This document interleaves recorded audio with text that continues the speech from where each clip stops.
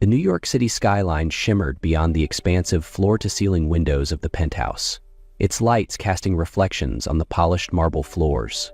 Emily Madison Hughes stood silently, her gaze unfocused, as she stared at the glittering horizon. There had been a time when this view left her in awe, a time when it symbolized endless dreams and possibilities. But that was years ago. Now the very lights that once captivated her seemed cold and distant, mocking the hollowness of her existence. Emily's hands trembled as she placed a small, white envelope on Adrian Hughes's mahogany desk. Next to it, she laid down her wedding ring, the diamond catching the city's lights and scattering prisms across the room. The final item she set down was a pregnancy test, the proof of a life growing inside her, a life she had sworn to protect from the suffocating void her marriage had become. For 5 long years, she had been Mrs. Hughes, a perfectly composed figure in designer gowns, attending endless galas and charity events. To the outside world, she lived a life of privilege and glamour. Inside, however, she was a prisoner, trapped by appearances, by expectations, and most of all by Adrian's relentless pursuit of control and perfection. Tonight, that life was over. Emily was no longer the accessory that adorned Adrian's empire. She was a woman reclaiming her identity, preparing to return to the one place where she had once felt whole, her family's vineyard in Napa Valley. Memories flooded Emily's mind as she stood alone in the stillness of the penthouse. She recalled the countless nights she spent waiting in the shadows, hoping Adrian would come home before midnight. But when he did, he barely acknowledged her presence, walking past as if she were invisible. His usual excuse echoed in her mind: "I have early meetings." To Adrian, she wasn't a partner. She was merely a piece of his carefully curated image. The painful memory of last week's charity gala resurfaced, sharp and vivid. Emily had stood amidst a group of investors attempting to discuss a charitable initiative. Before she could finish, Adrian had patted her hand condescendingly and addressed the crowd. "My wife. She's quite decorative, isn't she? Though I'm afraid that's the extent of her contributions." Polite laughter rippled through the group. Emily had struggled to keep her hands from trembling as she quietly retreated, their judgmental eyes following her. Later that night, she had locked herself in the marble bathroom and muffled her sobs, just like so many nights before. But this time was different. This time, she had made a choice. She was done enduring. "Mrs. Hughes?" Maria's voice came from the doorway. The housekeeper's weathered face was etched with concern. "The car's ready, ma'am." Emily inhaled deeply, gathering every ounce of courage she had, and nodded. "Thank you, Maria, for everything." Maria stepped forward, pressing a small package into her hands. "Your favorite herbal tea, it'll help with the morning sickness." Her eyes were warm and knowing. "Sometimes, the bravest thing we can do is walk away." Tears threatened to fall, but Emily blinked them back. She had shed enough tears in this house. Taking a deep breath, she smoothed down her simple black dress, a far cry from the designer clothes Adrian had always insisted she wear. Tonight, she wasn't Adrian Hughes' trophy wife. She was Emily Madison, a woman choosing freedom for herself and her unborn child. Emily stepped into the elevator, her mind a storm of emotions that threatened to overwhelm her. The polished metal doors slid shut behind her with a muted echo, as if closing off the last chapter of a life built on appearances and loneliness. For a moment, she exhaled deeply, feeling the weight on her chest begin to lift for the first time in years. She took a slow, measured breath, each second stretching out as the elevator silently descended. In the grand lobby, Marcus, the building's loyal doorman, looked up as she approached. His eyes reflected a deep understanding and quiet empathy. He had seen her walk through this lobby too many times with tear-streaked cheeks after lonely, sleepless nights. "Take care of yourself, Mrs. Hughes," he said softly, holding the large glass door open for her. Emily paused for a moment, her lips curving into a faint smile. "It's just Emily Madison now." Marcus gave a respectful nod without further comment. She stepped outside, leaving behind the glittering facade of the life that had trapped her for so long. A sleek black car waited by the curb. Richard, her uncle's trusted driver, opened the door for her. Her small suitcase was swiftly placed in the trunk. Emily slowly eased herself into the back seat, her hand instinctively resting on her stomach. "Let's go," she murmured, her voice soft but resolute. As the car pulled away from the curb, she caught a final glimpse of the towering building that had been her gilded cage for the past 5 years. She didn't look back. Instead, she spoke quietly to the life growing inside her, her words a solemn promise. "You'll never feel unloved, I promise." The city lights faded into the distance as the car merged into traffic, heading toward the airport and the path to freedom. The warm California sun bathed the endless rows of grapevines in a golden glow as the car traveled down the familiar dirt roads leading to her family's vineyard. The scene pulled Emily back to her childhood. Days spent running barefoot between the vines, breathing in the earthy scent of the land and the delicate fragrance of wildflowers. From the rearview mirror, Richard gave her a reassuring smile. "Almost there, Miss Emily. Home's been waiting for you." Emily nodded, but her heart remained conflicted, both heavy with the ghosts of her recent past and cautiously hopeful. She glanced out the window at the familiar landscape, her mind drifting to memories of her mother's voice whispering comfort among the vines. This was her sanctuary, yet she knew healing would not come instantly. She gazed out the window at the vineyard, where clusters of ripe grapes shimmered in the sunlight.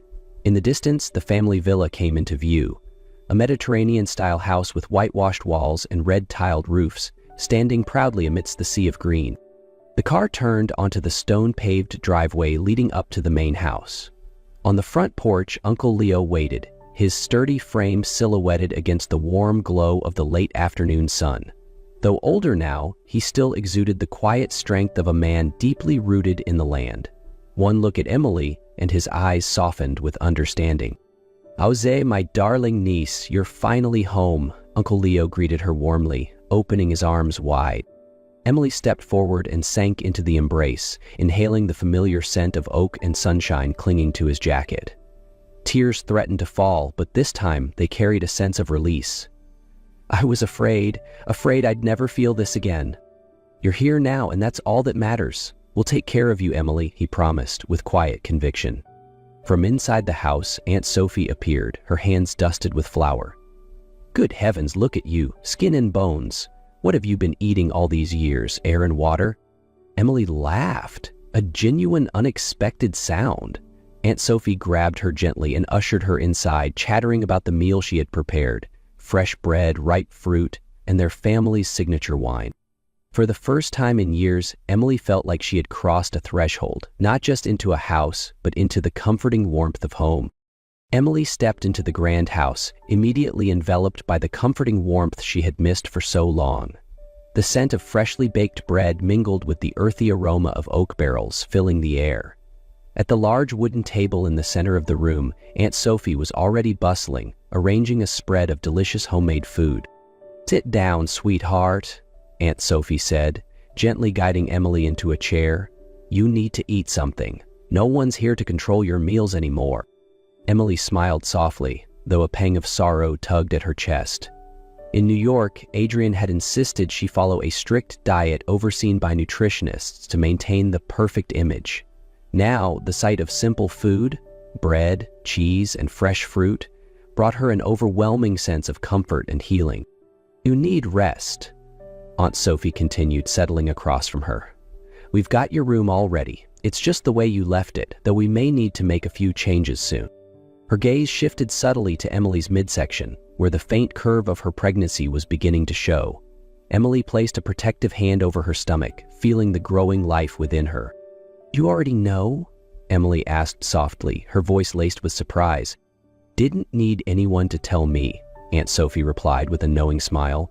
"I can see it in your face. Plus, I've got a bit of intuition when it comes to these things."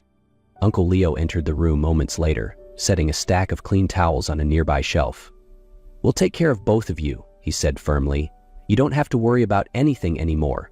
This is your home, Emily, and we won't let anyone hurt you again." A wave of relief and safety washed over Emily, bringing tears to her eyes. For the first time in years, she felt the true meaning of home, a place of belonging, love, and healing. Adrian Hughes entered the penthouse close to 3 a.m., exhausted after a grueling day of business. The silence that greeted him was something he normally welcomed. He had grown accustomed to not hearing pointless conversations about someone's day or Emily's futile attempts to connect with him, but tonight the stillness felt unsettling. As he stepped into his office, he noticed something was off. A familiar scent hung in the air. Jasmine, Emily's perfume. She never entered his office. It was an unspoken rule between them. But tonight it seemed she had broken that rule. His gaze fell upon the desk, where 3 objects lay waiting. The glittering diamond wedding ring, a pristine white envelope with his name written in Emily's elegant handwriting, and something else, a pregnancy test. Adrian's chest tightened. "This is ridiculous," he muttered under his breath, but his hands shook slightly as he reached for the envelope. He opened the letter carefully, an unfamiliar feeling of dread settling over him. Emily's words hit him like a series of sharp blows, each line cutting through the armor of detachment he had meticulously built. "Adrian, by the time you read this, I'll be gone. Not for a few days or weeks. Forever. I've spent 5 years trying to turn this marriage into something real, but you can't change because you don't want to. I've endured enough, but now there's someone else to consider. Our child." Adrian paused, his eyes shifting to the pregnancy test on the desk. The word positive glared back at him like an accusation. He continued reading the final lines of the letter. "Don't try to find me. Your power and wealth won't reach where I'm going. Consider this my gift to you. Freedom from the burden of pretending to be a husband. You can finally live the way you want, completely alone." The letter slipped from his hand, fluttering to the floor like the fragile remains of their broken marriage. For a moment, Adrian stood frozen, her words echoing in his mind like the final toll of a bell, cold, resolute, and unrelenting. The weight of her departure crushed him in a way no corporate loss ever had. Then panic surged. He grabbed his phone and called his head of security. "Bind Emily, now," he demanded, his voice tight with urgency. But within minutes, he received a grim report. Her credit cards hadn't been used, her phone was off, and the last footage showed her leaving the building at midnight in a car owned by her uncle. Every plan to track her down hit a wall. Her family had shielded her, blocking his influence at every turn. Standing alone in the silence of the penthouse, Adrian felt something he hadn't experienced in years: fear. The fear of losing something that no amount of money could ever replace. In the days following her return to the vineyard, Emily slowly began reconnecting with herself and the land that had shaped her. Morning sunlight shimmered across the rows of grapevines, casting a golden glow on the dewdrops that clung to the leaves. She walked slowly through the vineyard, taking deep breaths of the familiar earthy air, feeling the peaceful rhythm of a life she had lost during her years in New York's suffocating world of appearances. Each morning, she rose early to help Aunt Sophie prepare breakfast for the vineyard workers. Simple tasks like kneading dough, baking bread, and harvesting fresh vegetables brought a quiet sense of healing to her soul. One quiet afternoon, Emily sat on the porch, her gaze drifting over the sprawling vineyard. Memories of her mother, Catherine, surfaced. Memories of a woman who had taught her to cherish the land and to find beauty in life's simple moments. Her mother had passed away many years ago, leaving a deep void in Emily's life. Uncle Leo joined her, sitting down with a gentle expression. "You know, your mother was always so proud of you," he said softly. "She always believed you would find your way, no matter how hard life might get." Emily smiled faintly, placing a hand over her growing belly. "She's still guiding me even though she's not here, I think. I've finally found my way back." "She'd be thrilled to see you now," Uncle Leo replied. "And you don't have to face anything alone anymore. You have your family here, and a whole community ready to support you." Later that afternoon, Emily worked alongside the vineyard crew, pruning the vines and reviewing the vineyard's records with Uncle Leo. The simple, steady rhythm of her tasks grounded her, giving her a sense of ownership over her life once more. For the first time in years, she felt like she was truly living, not just existing as a part of someone else's world. Adrian arrived in Napa Valley with the intention of seeing Emily immediately, but his plans were quickly thwarted. Her family, especially Uncle Leo, refused to let him near her. In a tense conversation at the gates of the vineyard, Uncle Leo made his stance clear. "You won't see Emily unless she's ready. This is family land, and here, your power means nothing." Adrian stood in stunned silence, realizing for the first time that the money and influence he had always relied on held no sway here. After a long pause, he exhaled deeply and asked, What do I need to do? Uncle Leo gestured toward the small nearby town. Prove yourself. We don't need promises or cash. If you truly want to understand Emily, start by learning where she comes from. Adrian made the decision to stay in Napa, taking a job at a small vineyard run by a family friend. His first day was grueling. His hands, accustomed to signing contracts and holding conference calls, struggled to grip tools and carry heavy barrels. Sweat soaked through the old work shirt he had hastily bought from a local shop. The townspeople watched him with suspicion. They knew exactly who he was and what he had done to Emily, but instead of giving up, Adrian patiently learned and worked hard. Jack, the vineyard owner, observed Adrian over several days before offering a curt nod of approval. "You're doing all right. Not bad for a guy who used to think power came from his wallet." Day by day, Adrian found himself slowly adjusting to the rhythm of vineyard life. His muscles ached, his hands blistered, and he cursed under his breath more times than he could count, but he kept going. Over time, he began to notice the small rewards. A smile from Jack when he correctly pruned a vine, a nod of approval from the townspeople as he helped unload grape crates. These moments of connection, built through effort rather than power, began to reshape his understanding of success. For the first time in years, he felt like he was building something real. Emily never expected to face Adrian again under such dire circumstances. The day had started like any other. She woke early, tending to the vineyard and checking the southern fence line. However, by late afternoon, a dull ache began to spread across her lower abdomen. At first, she brushed it off as fatigue, but the pain gradually intensified. Jack, the vineyard owner, found her stumbling between the rows of grapevines. "Emily, are you all right?" She tried to remain composed but couldn't hide the agony on her face. "Jack, I need to get to the hospital. The pain, it's too much." Without hesitation, Jack called out to Adrian. "Get the truck, now! We've got to get her out of here!" Adrian rushed over, his face paling as he saw Emily clutching her stomach. "Emily, what's happening?" he asked, fear evident in his voice. The baby's coming," she gasped, sweat pouring down her face. "I didn't think it would be this soon." Together, Adrian and Jack helped Emily into the truck. They sped down the rural road toward the nearest hospital, the bumpy terrain making the situation even more tense. Adrian held her hand tightly the entire ride, speaking softly to reassure her. "You're strong, Emily. You and the baby are going to be okay, I promise." At the hospital, nurses quickly whisked Emily away to the emergency room. Adrian and Jack stood anxiously in the hallway, the weight of the moment pressing heavily on both of them. An hour passed, stretching endlessly. Finally, a doctor emerged with a calm, reassuring expression. "Both mother and baby are safe. The baby was born early but is in good health." Adrian nearly collapsed in relief. He followed the doctor into the recovery room, where Emily lay resting. When she saw him, she offered a weak but genuine smile, tears shimmering in her eyes. "Her baby," she whispered. Adrian sat beside her, gently taking her hand in his. "Emily, thank you for letting me be here with you. I'll never let you go through this alone again."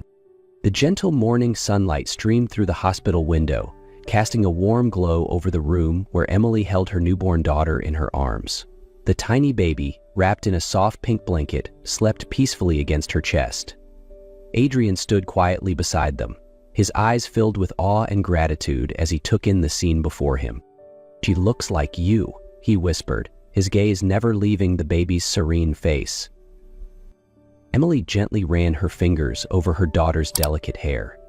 "She's a part of both of us, Adrian, but she will grow up surrounded by love, not control and coldness." Adrian nodded, a mixture of sorrow and resolve in his eyes. "I know. I can't change the past, but I want to build a different future for her and for you.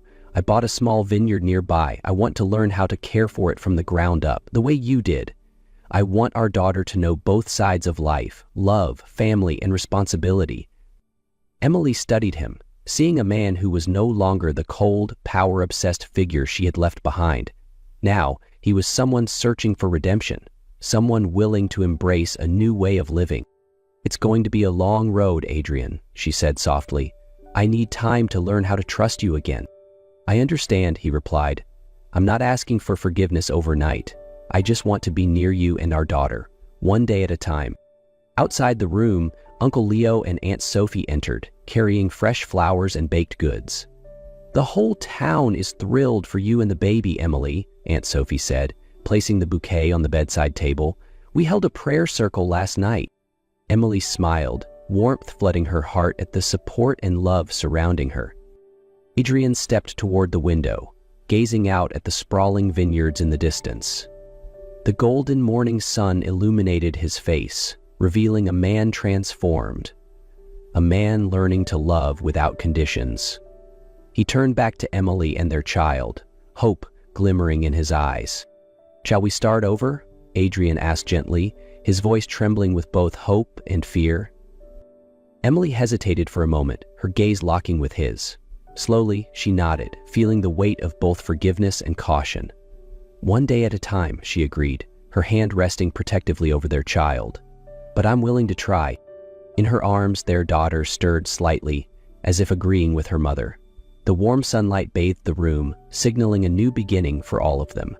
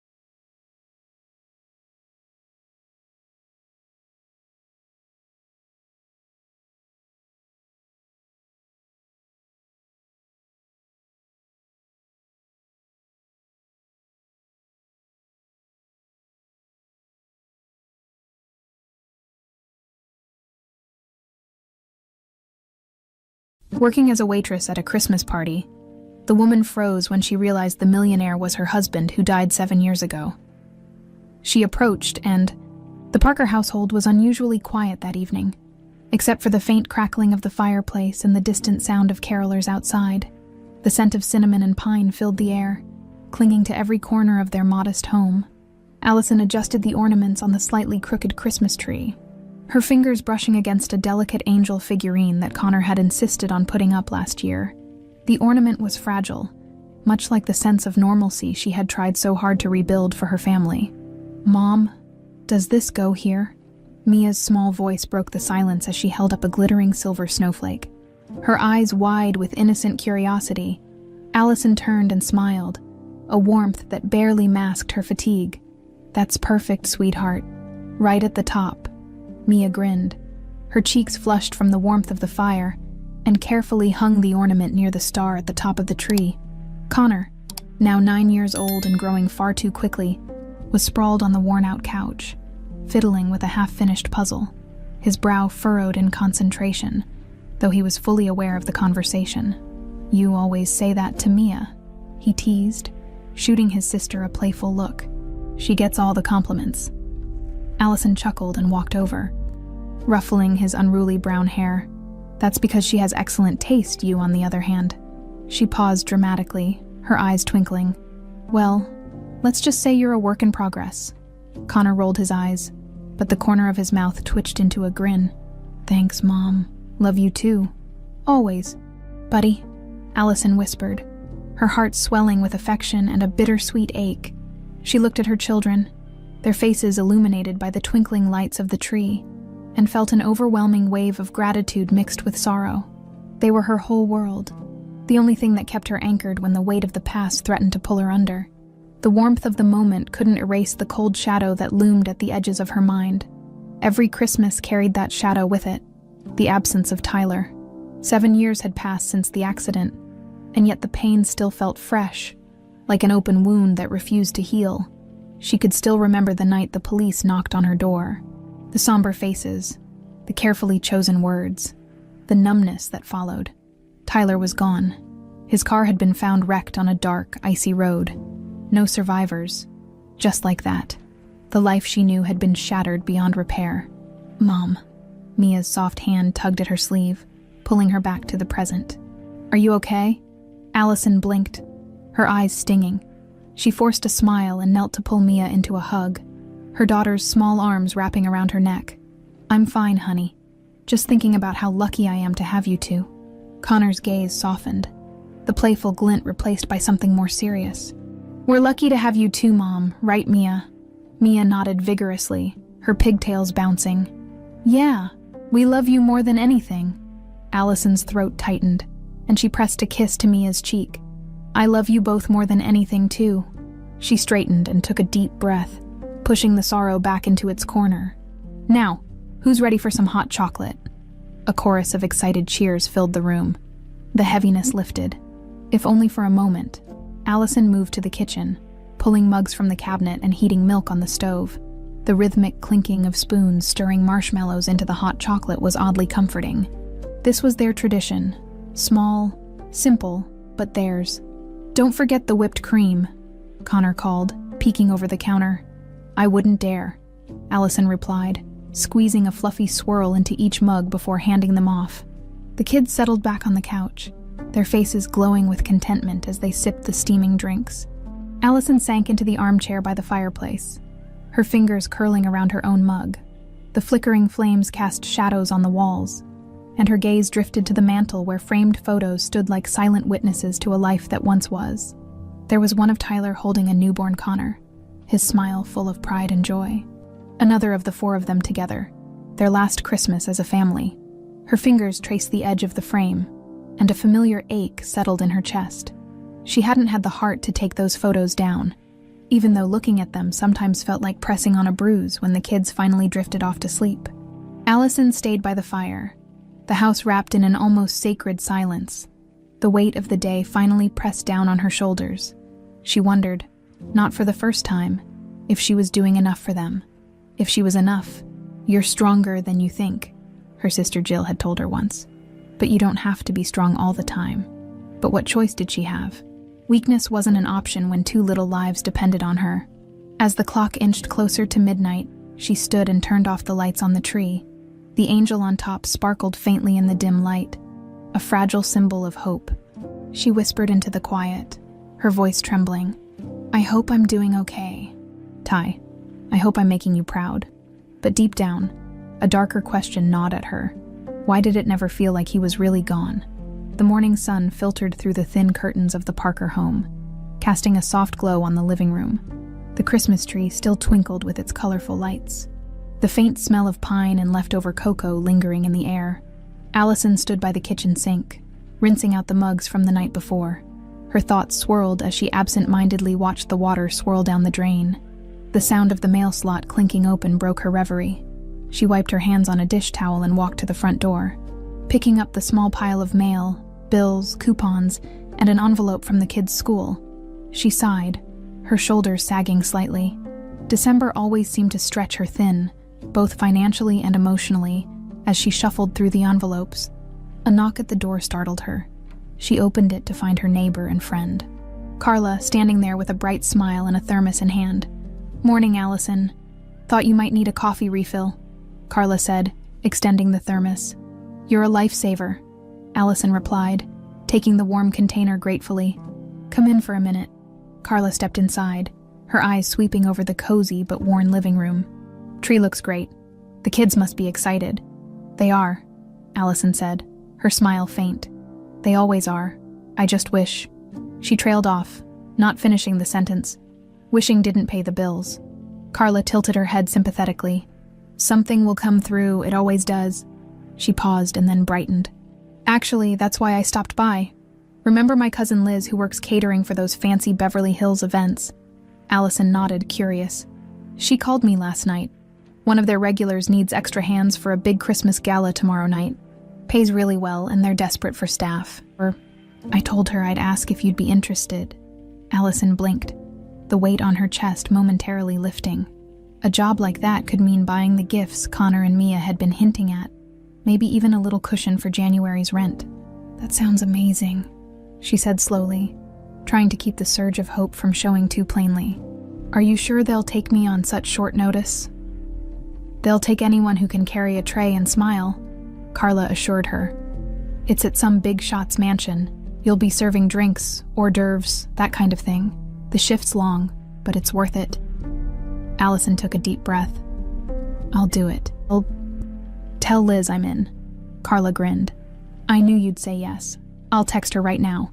She said to dress in black and show up at the Hilton on Wilshire tomorrow afternoon. They'll shuttle everyone to the venue. Allison's mind buzzed with a mix of anxiety and relief. It had been years since she'd been anywhere near a high-end event, and the idea of walking into a mansion filled with the wealthy and privileged left her stomach in knots, but she couldn't afford to pass this up. Thanks, Carla, she said softly. I really appreciate it. Anytime, hun. Carla gave her a quick hug. Now go enjoy the rest of the day with those kids. After Carla left, Allison took a moment to lean against the door, the thermos warm in her hands. She felt a flicker of hope, small but persistent.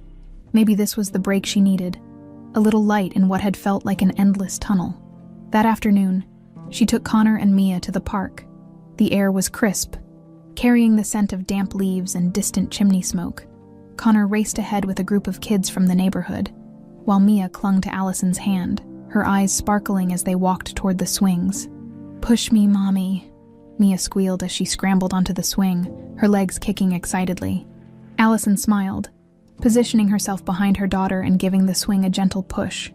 The laughter that bubbled out of Mia was pure and uninhibited, a sound that momentarily washed away the heaviness in Allison's chest as Mia swung higher, her giggles blending with the rustling of leaves. Allison's thoughts drifted to Tyler. He used to take them to this very park on weekends, his deep laugh echoing as he chased Connor around the playground. She closed her eyes for a moment, breathing in the chilly air and pushing the memories away. Higher, Mommy. I want to touch the sky. Allison laughed softly. Okay, hold on tight. For those brief moments, everything felt almost normal. That night, after the kids were asleep, Allison stood in front of the small closet in her bedroom. She pulled out a simple black dress, one of the few things she'd kept from before. It was modest but elegant, a relic of a time when dressing up for a night out was part of her life. She ran her fingers over the fabric, her thoughts swirling with anticipation and nervousness. Tomorrow night, she would step into a world that felt 1,000,000 miles away from her own.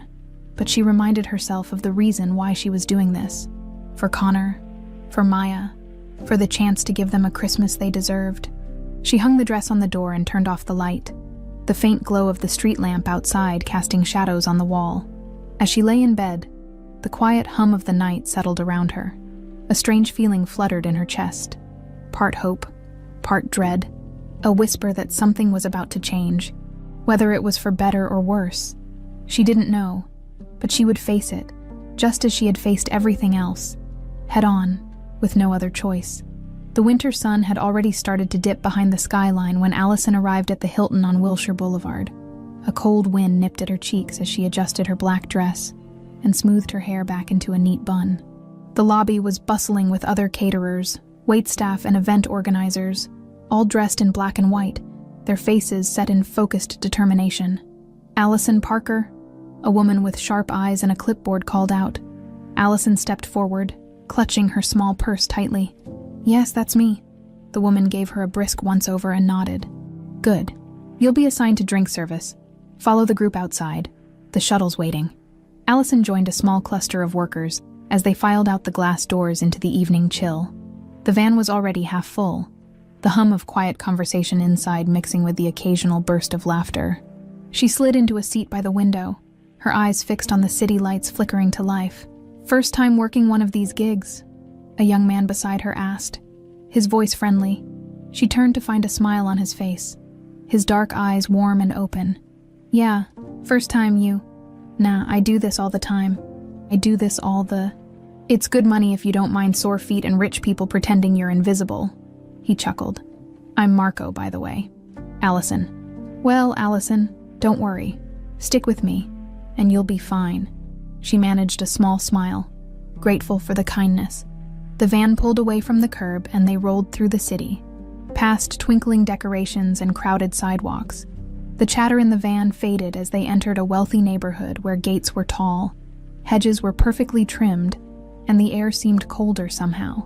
The van finally stopped in front of an imposing mansion. The house was a symphony of grandeur, tall windows framed by ivy, golden lights spilling onto a circular driveway lined with luxury cars.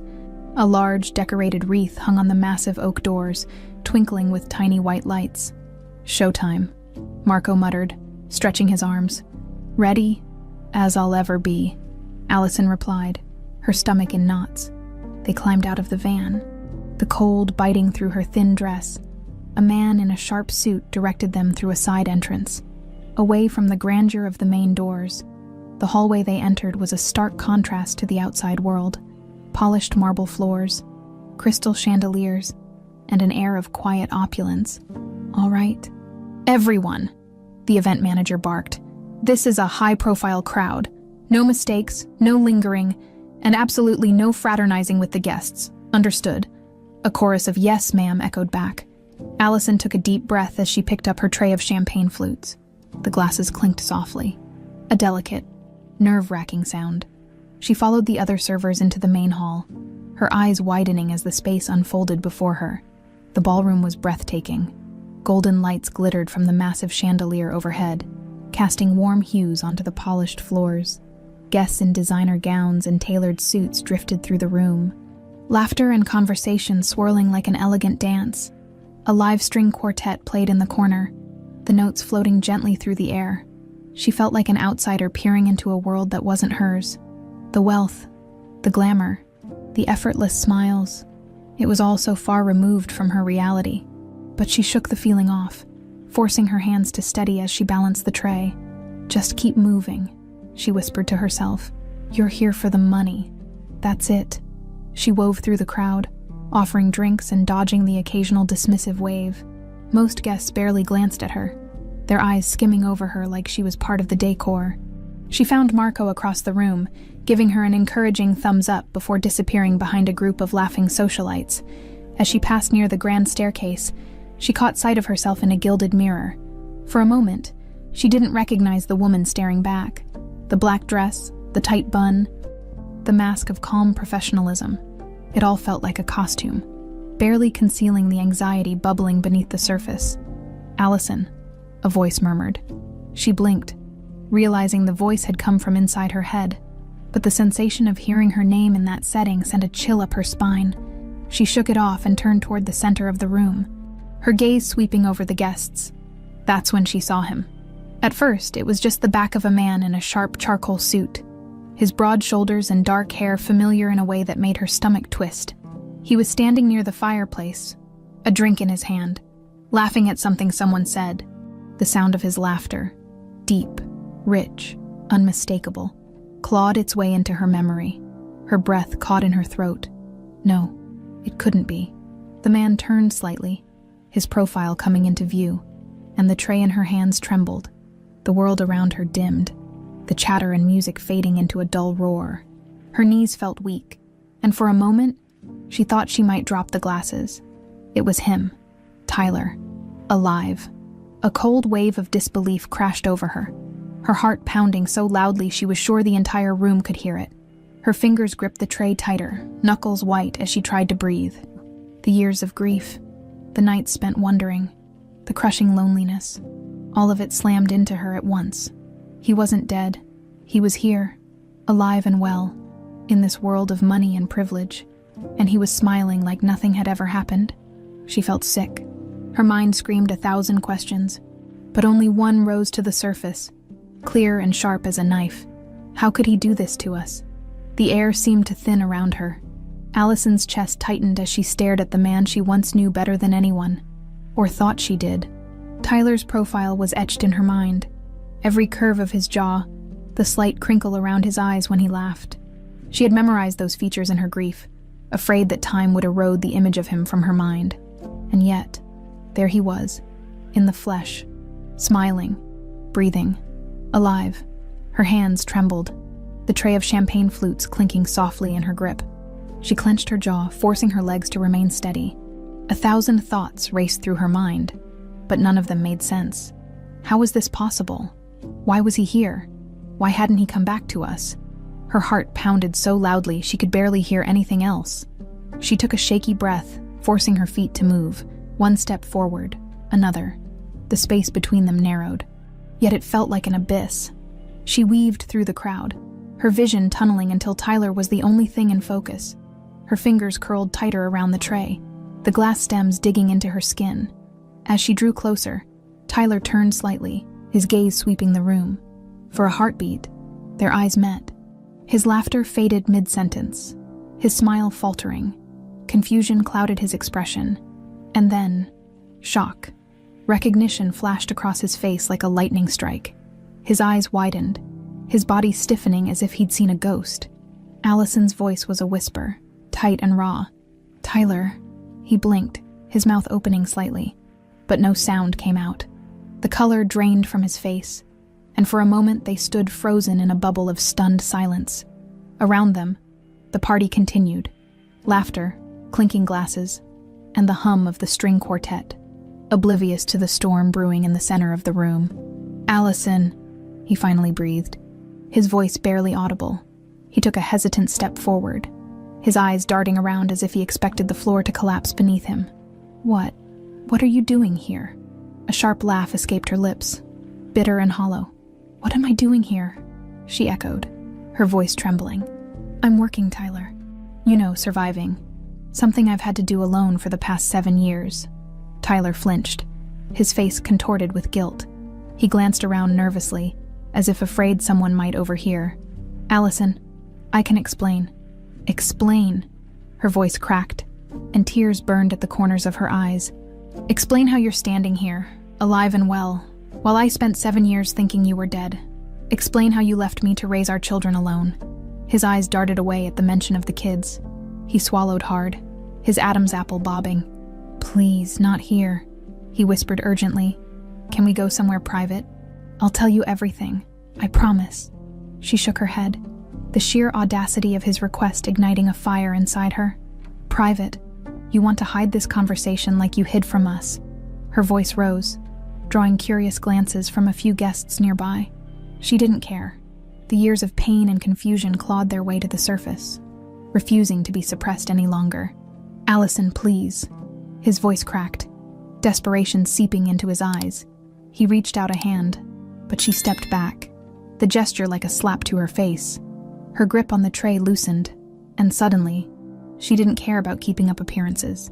She set it down on a nearby table. Her hands finally freed a ball into fists at her sides.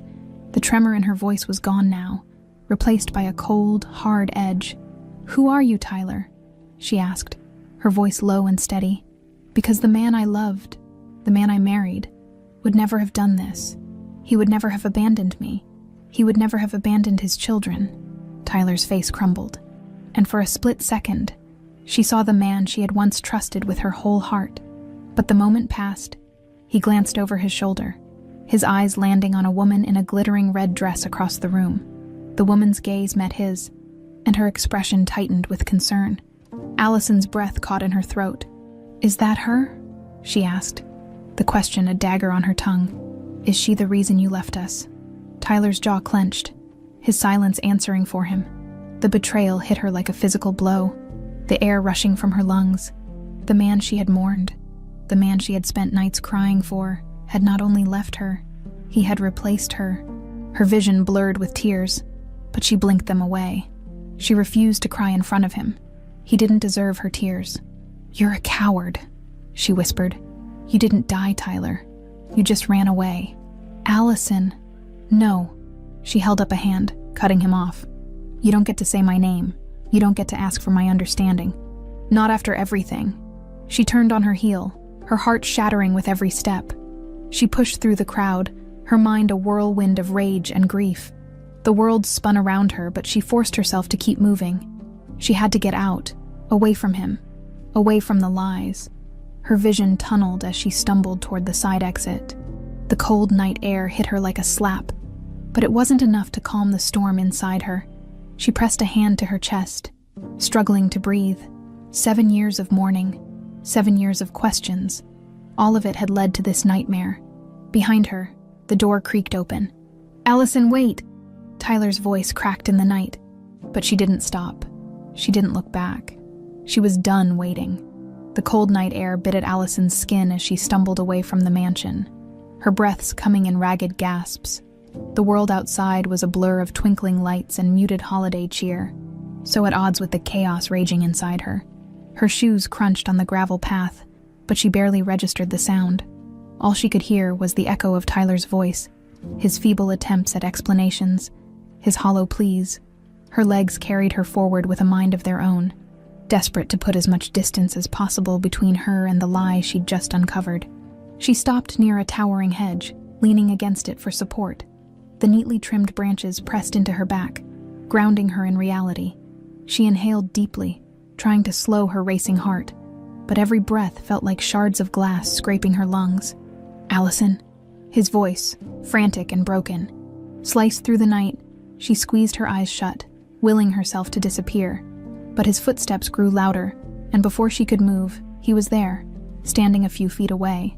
The light from the mansion spilled onto his face, highlighting the lines etched by time and choices. He looked like a stranger wrapped in a familiar skin. "Allison, please," he rasped, his breath misting in the cold air. "I need you to listen to me." Her eyes snapped open, and she fixed him with a glare so sharp it felt like it could cut through steel. "Why should I listen to you, Tyler? 7 years. 7 years I thought you were dead. I buried you. I cried for you. Our children cried for you. And you were out here, living some new life." Her voice cracked, the anger fighting to hold back the sorrow. He winced as if each word was a slap. "It wasn't that simple. It never is with you, is it?" she snapped. "Nothing's ever simple enough to keep you from running away." He took a hesitant step forward, his hands outstretched, palms up. The gesture was painfully familiar, a relic from arguments long past. But it didn't work this time. "I didn't want this," he whispered, his voice hollow.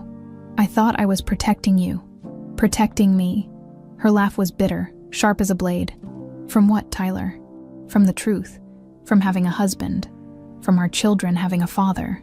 He looked away, shame darkening his features. "I got in over my head. I was involved with people. Dangerous people. I made mistakes, Allison. Big ones when the deal went south, I thought. I thought the only way out was to disappear. I was afraid they'd come after you and the kids."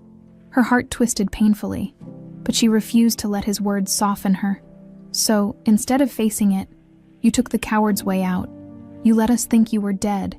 You let your children grow up without a father." He nodded slowly, his shoulders sagging. "I thought I was doing the right thing, but I was wrong. Damn right you were wrong." Her voice trembled with the weight of all the years she'd borne alone. "Do you have any idea what you did to us? Connor barely remembers you. Mia asks me why her daddy isn't in heaven with the other angels. I had to explain to a 5-year-old why life isn't fair." Tyler's eyes glistened with tears, but they didn't move her. Not this time. "I wanted to come back," he whispered, "but every year that passed it got harder. I didn't know how to fix it." "You can't fix it," she said, her voice cold and firm. "Some things are beyond repair." A painful silence stretched between them. The sound of distant laughter and clinking glasses drifted through the air, cruel reminders of a world that kept turning while hers had shattered. "Who is she?" The question slipped out before she could stop it, her voice barely above a whisper. "The woman in the red dress. Is she part of this mess?" Tyler's face tightened. "Her name is Ashley, and she knows." Allison's jaw clenched. "She knows you abandoned your family and decided to play dead." He nodded, the guilt etched deep into his features. "She was part of it. She helped me disappear." Her stomach churned with disgust. The betrayal was complete. each piece falling into place like a nightmare puzzle. You didn't just leave us. Tyler, you replaced us. It wasn't like that, he pleaded. It was survival. Survival. Her voice rose, trembling with fury. I know all about survival, Tyler. I survived without you. We survived without you. You don't get to use that word. A tear slipped down her cheek, but she wiped it away angrily. He didn't deserve to see her cry. You should have stayed dead, she whispered, her voice breaking. At least then, we could have held on to the memory of who you were. Now all I see is a lie. He reached for her again, but she stepped back. The distance between them now an unbridgeable chasm. Go back to your party. Tyler, go back to your new life. Her voice was steel. Because you sure as hell aren't welcome in mine. She turned on her heel, the cold air filling her lungs with each determined step. Behind her, she heard his choked sob, but she didn't stop. She didn't look back. She had 2 children waiting for her. They were the only truth she had left. The cold air gnawed at Allison's cheeks as she hurried down the long, winding driveway of the mansion.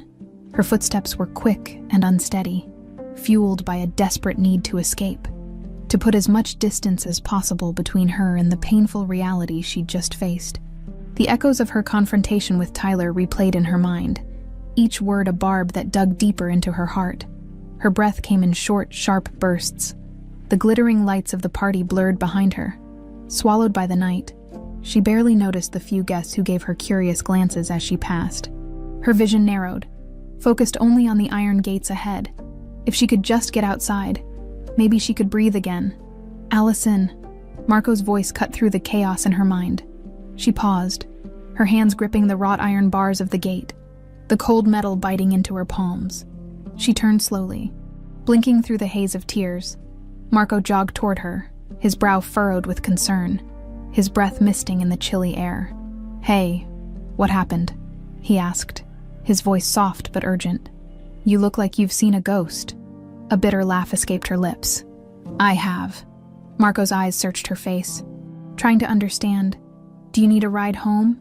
You can't go back in there like this? She shook her head, the thought of returning to the mansion making her stomach twist. No, I need to get out of here. He hesitated, then nodded. Come on, my car's parked down the street. She followed him through the gate, her feet numb as they crunched over the gravel. The street beyond was dark and empty, a stark contrast to the golden glow of the mansion. Marco unlocked an old sedan, and she slipped into the passenger seat, the worn fabric of the seatbelt rough against her skin. The silence in the car was thick, broken only by the hum of the engine as Marco started it. He glanced at her, his eyes cautious.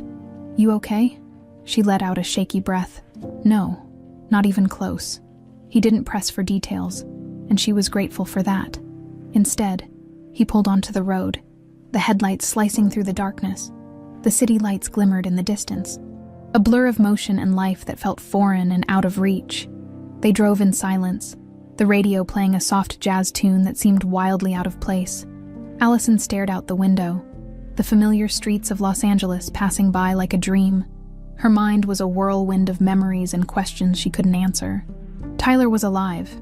The words felt surreal, like something out of a cruel fantasy. For years, she had mourned him, convinced that she'd failed to protect their children from the harsh reality of loss. She had grieved alone, cried in the dark when the kids were asleep, and forced herself to move forward because there was no other choice. But it had all been a lie. He hadn't died. He hadn't been taken from them. He had chosen to leave. A fresh wave of anger bubbled up, hot and fierce. But beneath it, a gnawing doubt began to fester. What if he was telling the truth? What if he really had been trying to protect them? Could there be a reason, a good reason for what he'd done? She shook her head. No, there was no justification for abandoning his family, for letting them suffer while he built a new life with someone else. Where do you want me to drop you? Marco asked gently. Allison blinked, realizing they were close to her neighborhood. Here's fine, she muttered. Pointing to the corner a block from her house, he pulled over and put the car in park. You sure you're going to be okay? She forced a tight smile. Yeah, thanks Marco for everything. He nodded, his eyes kind. Take care, Allison. She stepped out of the car, the cold air biting through the thin fabric of her dress. The familiar sight of her street brought a fleeting sense of comfort. The houses were quiet, their windows glowing softly with Christmas lights. She wrapped her arms around herself as she walked home, her thoughts a tangled mess. The porch light was on, just as she'd left it. She unlocked the door quietly, careful not to wake the kids. The warmth of the house wrapped around her like a fragile shield. She leaned against the door, closing her eyes for a moment, willing herself to hold it together. "Allison?" Her sister Jill's voice startled her. Allison's eyes flew open to see Jill standing in the hallway, her expression a mix of relief and worry. "Hey," Allison whispered. "Sorry I'm late." Jill shook her head. "Don't worry about it, the kids are asleep." She paused, studying Allison's face. "What happened?" Allison's lips trembled, and for the first time since she'd seen Tyler, the tears she'd been holding back spilled over. Jill was by her side in an instant, wrapping her in a hug. "He's alive, Jill," Allison choked out. "Tyler, he's alive." Jill froze, her arms tightening around Allison. "What?" Allison nodded, sobbing now, the dam breaking. "He's alive. He left us. He lied." Jill's eyes blazed with fury. "That son of a bitch!" Allison's shoulders shook. "I don't know what to do. The kids. How am I supposed to tell them?" Jill pulled back, gripping Allison's shoulders. "You don't have to figure it out tonight, right now. You need to rest. You need to breathe." Allison nodded weakly, the exhaustion crashing over her. Jill guided her to the couch, and for the first time in what felt like forever, she let herself fall apart as she cried into her sister's shoulder. One thought haunted her. What if the truth was even worse than the lie? Allison woke to the soft hum of morning traffic filtering through the window. Sunlight streamed in through the thin curtains, casting patterns on the worn carpet. Her eyes felt gritty, her head heavy from the restless night. She blinked, trying to piece together the fragments of her shattered world. The couch cushion beneath her was still warm, the faint scent of Jill's perfume lingering in the air.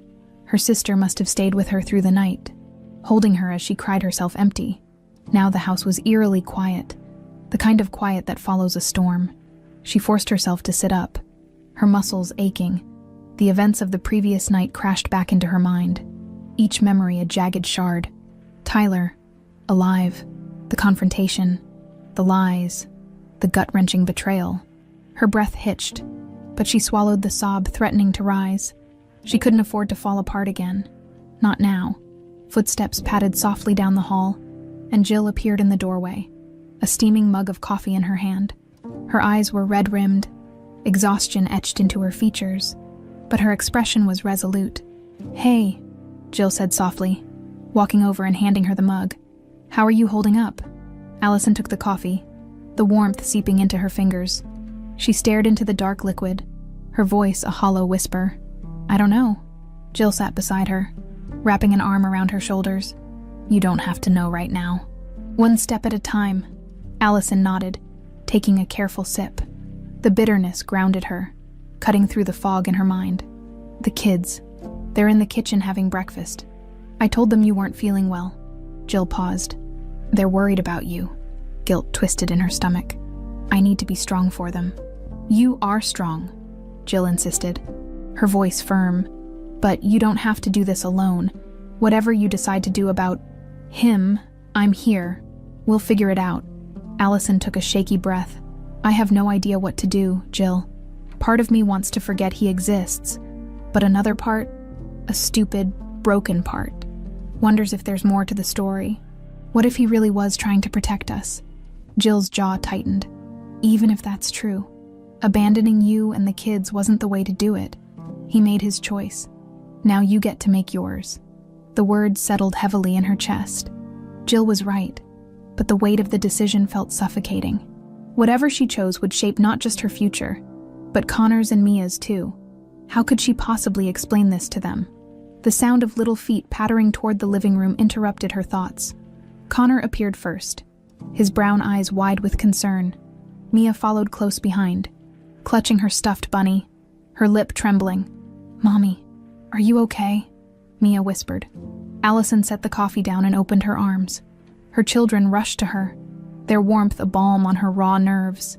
She held them tightly, pressing kisses to the tops of their heads. "I'm okay, sweetheart," she murmured, though her voice cracked. "I just needed some rest." Connor pulled back, his gaze searching her face. Did something bad happen? The innocence in his question nearly broke her. She glanced at Jill, who gave her a subtle nod of encouragement. Something unexpected happened, Allison said carefully. But it's going to be okay. I promise. Mia snuggled closer, her small fingers gripping Allison's shirt. We love you, Mommy. I love you too. More than anything, she whispered, her voice thick. Jill cleared her throat.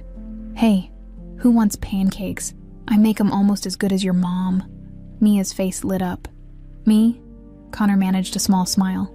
Okay, but you better not burn them, Jill laughed. No promises. As they disappeared back into the kitchen, Jill shot Allison a pointed look. We'll talk later. The message was clear. For now. The kids came first. Allison sat back, exhaling slowly. Her mind still spun with doubts and fears. But for the moment, the weight on her shoulders felt a little lighter.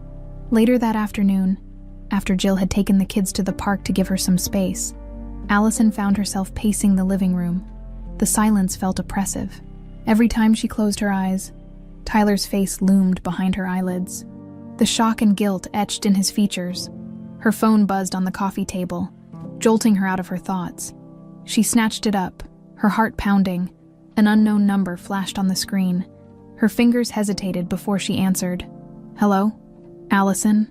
The voice was low, cautious, male. Who is this? Her breath caught in her throat. Detective Ramirez, I got your number from Jill. She said you might need some help. Her knees went weak with relief. She sank onto the couch. Yes, I do. She told me a bit about your situation. If what she says is true, you've got a lot more going on than a missing husband. This sounds like something we should look into. Allison's pulse quickened. You believe me. I've seen enough in my line of work to know that the truth is often stranger than fiction. If Tyler's alive and there's a chance he's involved in something illegal, we need to figure it out.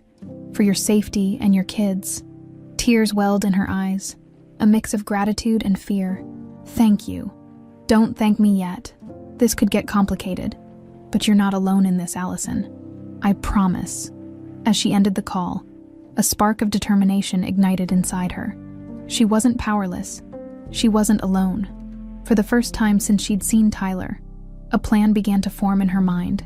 She would uncover the truth, whatever it took. Allison stared at her phone long after the call with Detective Ramirez had ended. The weight of his words pressed on her shoulders. This could get complicated. She had no illusions that uncovering the truth about Tyler's disappearance and his new life would be easy. But for the first time in years, she felt a flicker of control. She stood and paced the living room, her mind buzzing with questions. Tyler had claimed he was protecting them. But from what? Who were the dangerous people he mentioned? And why had he resurfaced now, at that gala, so brazenly? The pieces didn't fit, and she was determined to force them into place. Her eyes fell on the family photo on the mantel. She picked it up, her fingers tracing Tyler's face. He looked so genuine in that picture, his arm wrapped around her, his smile bright with promises of a future they were supposed to build together. The lies made that smile feel like a slap to the face. She set the photo down, a spark of anger replacing her despair. She wasn't going to let Tyler's betrayal break her any further. She owed it to herself and her children to get answers. A knock at the door startled her. She wiped her hands on her jeans and took a steadying breath before opening it. Detective Ramirez stood there, his expression calm but serious.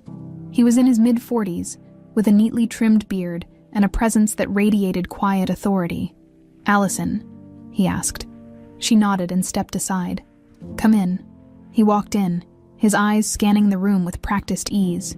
He seemed to take in every detail. The worn furniture, the toys scattered in the corner, the faint scent of cinnamon still lingering from the night before. Thank you for coming, she said, her voice steady. He nodded. Your sister gave me the broad strokes, but I need to hear it from you. Start from the beginning. She gestured to the couch, and they sat. The words tumbled out in a rush. How Tyler had been declared dead in a car accident 7 years ago. How she'd seen him alive at the gala, the confrontation, and his cryptic explanations about a botched deal and dangerous people. Ramirez listened intently, his brow furrowing deeper with each detail. When she finished, He leaned back, exhaling slowly. "This is messy," he said, his tone thoughtful. If he's telling the truth about being involved with dangerous people, there could be more at play here than just a man abandoning his family. Allison's jaw tightened. He still made that choice. He still left us. "I know," Ramirez said gently. "But if he's tangled up with criminals, that means you and your kids could be in danger too." A chill ran down her spine. "Do you think they know about us?" "It's hard to say," Ramirez admitted, "but we can't take any chances. I'll look into Tyler's disappearance, see if I can find any record of a financial deal gone wrong or connections to known criminals. In the meantime, keep an eye out for anything unusual. People hanging around who shouldn't be. Strange cars. Anything." Allison nodded, her mind spinning. "What if Tyler tries to contact me again?" "Let me know immediately," Ramirez said. "We need to know what he's up to." A knock at the door interrupted them. Allison's heart leapt into her throat. Ramirez's eyes narrowed, and he stood, motioning for her to stay put. He walked to the door and peered through the peephole before relaxing slightly. "It's your sister." Relief flooded her, and Allison hurried to open the door. Jill stood there with Connor and Mia, their cheeks rosy from the cold, clutching half-eaten bags of popcorn. "Hey," Jill said, her eyes flicking to Ramirez. "Everything okay?" Allison forced a smile. "Yeah, come in." Connor and Mia darted inside, their chatter filling the air, blissfully unaware of the storm their mother was weathering. Jill followed them, her gaze still sharp with questions. "Detective Ramirez is helping us," Allison explained, her voice low. Jill nodded, her expression fierce. "Good. We need all the help we can get." Ramirez stood, his presence a steady anchor. "I'll start digging. Stay safe, Allison, and remember, you're not alone in this." She nodded, gratitude tightening her throat. "Thank you." He gave her a reassuring nod and left, the door clicking softly behind him. Jill turned to her, hands on her hips.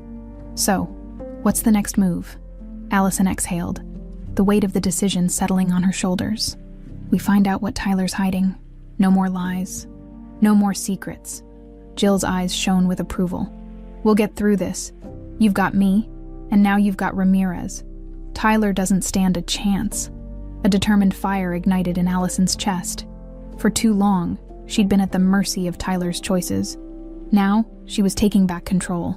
She hugged her kids tightly, their warmth reminding her of what mattered most. No matter how tangled the web of lies became, she'd fight her way through it. For them, the next few days passed in a haze of forced normalcy. Allison kept her routine as steady as she could for the kids. She made breakfast, packed lunches, and helped with homework, as if her world hadn't just been flipped on its head. But underneath the calm exterior, her thoughts churned endlessly. Every time the phone rang or a car slowed near the house, her heart would seize with dread. She watched the street carefully, noting every unfamiliar face, every vehicle that lingered just a second too long. Sleep came in short, restless bursts, her mind replaying the moment she saw Tyler at the gala over and over like a broken record. By the third day, the anxiety was wearing her thin. She sipped coffee in the kitchen, the bitter liquid doing little to clear the fog of exhaustion. The morning sun streamed through the window, but it did nothing to lift the dark cloud hanging over her. Her phone buzzed on the counter, making her jump. She snatched it up, her fingers trembling. It was a text from Detective Ramirez. "Meet me at the station in an hour. I found something." Her stomach flipped. She took a shaky breath, trying to steady herself. She glanced at the clock. Connor and Maya were at school, and Jill had offered to pick them up later. She had time. Grabbing her coat and keys, she left the house, her mind racing with possibilities. The police station was a squat, gray building that looked as tired as she felt. Allison stepped inside, the hum of fluorescent lights and the low murmur of voices adding to her sense of disorientation. She spotted Ramirez near the front desk. He waved her over, his expression unreadable. "Thanks for coming," he said, his tone clipped. "Come with me." He led her to a small windowless office. The walls were lined with case files, and a single desk lamp cast long shadows across the room. He gestured for her to sit, then closed the door behind them. "I found something about Tyler," he said, sitting down across from her. His eyes were sharp, serious, and "it's not good." Her mouth went dry. What is it? He slid a folder toward her. A few months before his death, Tyler was involved with a man named Vincent Marks. Marks is a financier. On paper, off the record, he launders money for some very dangerous people. Drug traffickers, arms dealers, you name it. Allison's hands shook as she opened the folder. A black and white photo of a man stared back at her. He had slicked back hair and cold, predatory eyes. Tyler was part of a deal that went sideways, Ramirez continued. He was supposed to help Marks move a large sum of money, but it disappeared. When it did, Tyler vanished too. We always thought Marks had him killed, but now it looks like Tyler faked his death to escape. She swallowed hard. And Marks, what happened to him? Ramirez's jaw tightened. He's still out there, and he doesn't like being played. If he finds out Tyler's alive, the implication hung heavy in the air. Marks wouldn't just come for Tyler. He'd come for anyone connected to him, including her and the kids. Panic surged through her. We're in danger, aren't we? Ramirez's eyes softened. We don't know for sure, but we need to be careful. I've put a patrol on your street and I'll be checking in regularly. You're not alone in this, Allison. She nodded, her breath coming in shallow gasps. Her thoughts darted to Connor and Mia, their innocent faces blissfully unaware of the storm brewing around them. What do I do now? She whispered. Ramirez leaned forward, his voice firm. For now, you go home and stick to your routine. Don't let the kids know anything's wrong. I'll keep digging. If Tyler contacts you again, let me know immediately. She clenched her fists, her nails biting into her palms. Okay. He stood, giving her shoulder a reassuring squeeze. We're going to figure this out. I promise. She wanted to believe him, but fear gnawed at her insides. The world she'd built for her children was fragile, and she could feel it cracking beneath her feet. The drive home was a blur. Her hands gripped the steering wheel tightly, her knuckles white. Every car behind her felt like a threat, every pedestrian a potential enemy. By the time she parked in front of her house, she was trembling. She sat in the car for a moment, trying to collect herself. The street was quiet, the afternoon sun casting long shadows on the pavement. The patrol car Ramirez had mentioned was parked a few houses down. The sight of it brought a small measure of comfort, but it wasn't enough to chase away the fear. She took a deep breath and stepped out of the car. As she walked up the steps, she noticed something unusual. The mail, normally stuffed into the mailbox, was strewn across the porch. Her heart skipped a beat. She looked around, her eyes darting to the bushes and the street beyond. Stay calm, she told herself. She bent down to gather the mail, her hands shaking. That's when she saw it. A single, unmarked envelope among the bills and junk mail. The paper was smooth and stark white, standing out against the rest. Her stomach twisted as she picked it up, her fingers trembling. She slipped her thumb under the flap and tore it open. A single sheet of paper slid out. The message was typed in bold. Black letters. You can't hide the truth forever. A cold chill ran down her spine. She spun around, scanning the street, the houses, the windows. Everything looked the same, but she felt eyes on her, watching, waiting. Her heart hammered in her chest as she hurried inside and locked the door behind her. She leaned against it, her breath coming in ragged gasps. The web of lies was tightening around her, and whoever was behind it was closing in. Allison's fingers gripped the envelope so tightly it crumpled in her hand. The words burned into her mind. You can't hide the truth forever. The house felt too quiet, the walls pressing in around her. She took a shaky breath, forcing herself to think. She needed to stay calm. Panic wouldn't help. She glanced out the window. The patrol car was still parked a few houses down. Ramirez's team was watching, but the note had still made its way to her doorstep. Whoever left it was bold or desperate. Maybe both. She grabbed her phone and called Ramirez. He picked up on the second ring. Allison? His voice was sharp, alert. There was a note, she said, her voice trembling. Someone left a note on my porch. Silence then. What does it say? She read the message aloud, her hands shaking. It was typed. No name, no address, just those words. I'm on my way, he said, his voice firm. Don't open the door for anyone. Stay with the kids and keep the curtains closed. She nodded, even though he couldn't see her. Okay. She hung up and took a steadying breath. Her eyes drifted toward the clock on the wall. Jill would be bringing Connor and Mia home any minute. The thought of them walking into this nightmare made her stomach churn. The sound of tires crunching on gravel outside made her jump. She peeked through the curtain and exhaled shakily. It was Jill's car. She rushed to the door and opened it just as Jill stepped out with the kids. "Hey!" Jill called cheerfully, holding Mia's hand while Connor swung his backpack over his shoulder. "We're back." Allison forced a smile, her heart pounding. "Come inside. Quick." Jill's smile faltered. "What's wrong?" "Just get in. I'll explain."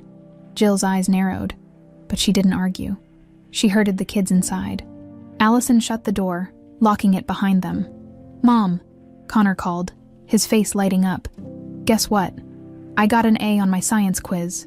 "That's wonderful, sweetheart," she said, her voice tight.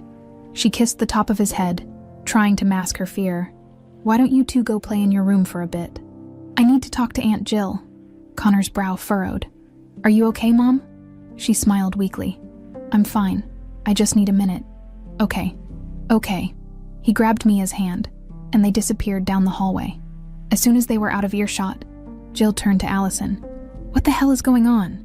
Allison handed her the crumpled envelope. Jill's face went pale as she read the note. "This was on your porch." She nodded. "Ramirez is on his way." Jill's eyes blazed. "Someone's threatening you. Do you think it's Tyler?" "I don't know," Allison whispered, her voice breaking. "But whoever it is, they know something, and they're not going to stop." Before Jill could respond, there was a firm knock at the door.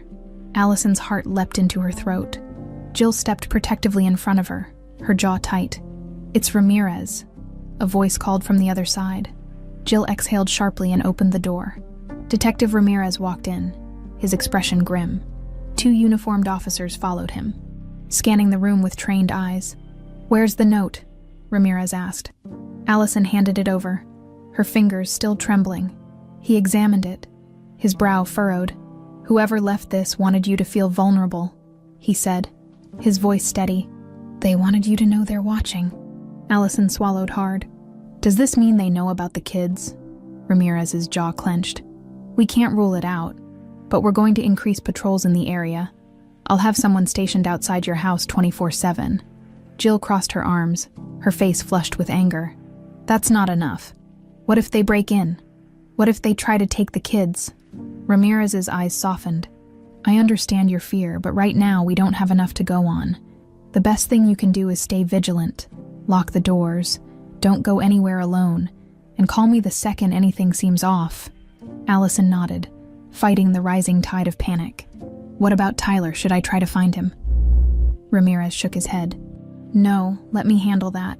Whoever's after him is dangerous. If they think you're looking for him, it could put you and the kids in more danger." She bit her lip, the frustration bubbling up.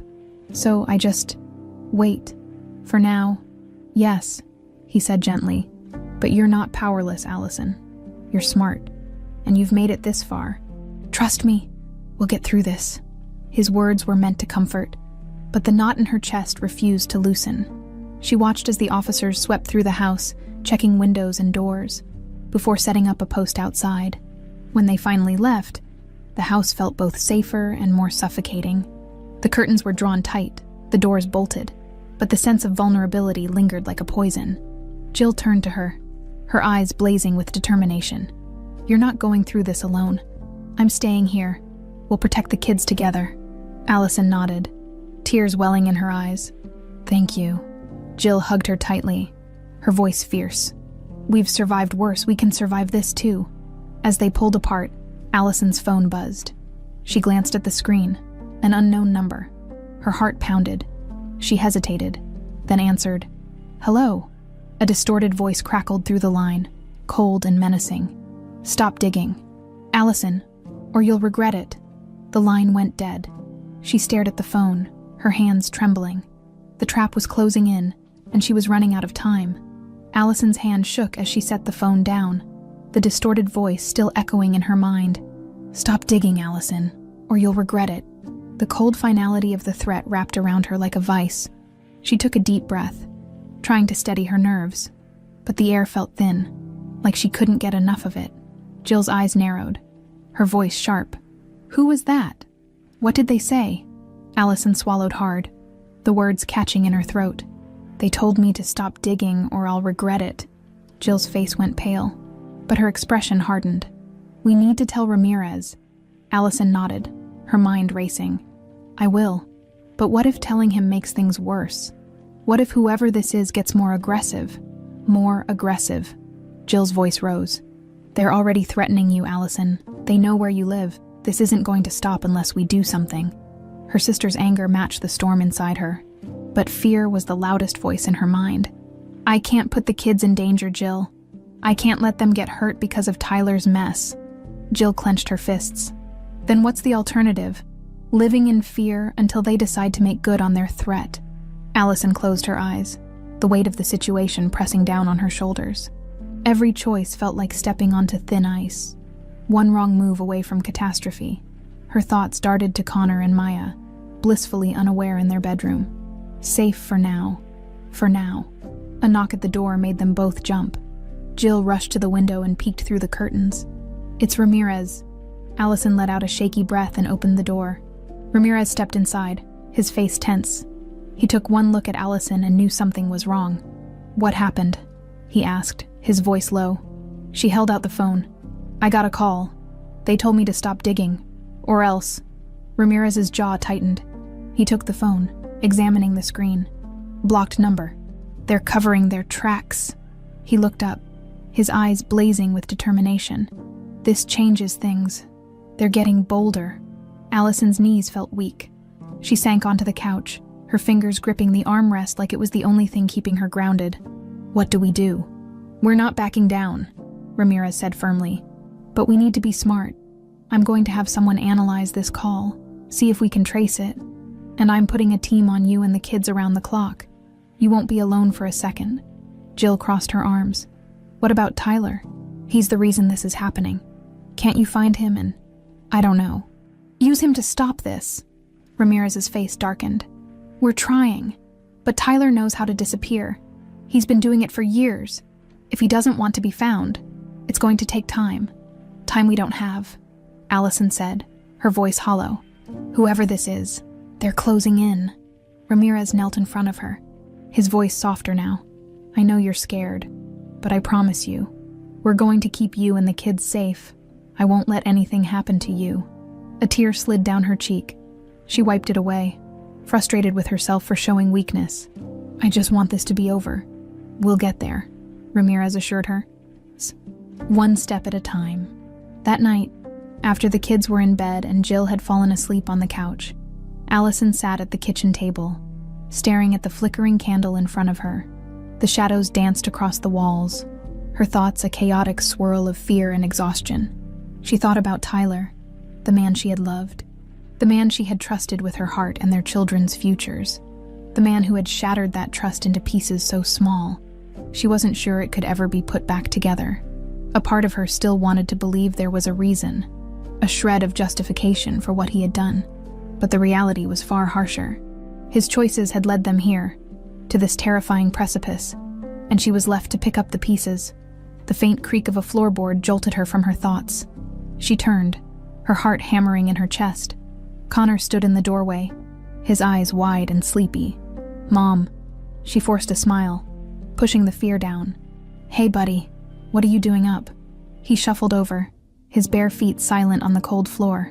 I had a bad dream. Her heart ached. She scooped him up, holding him close.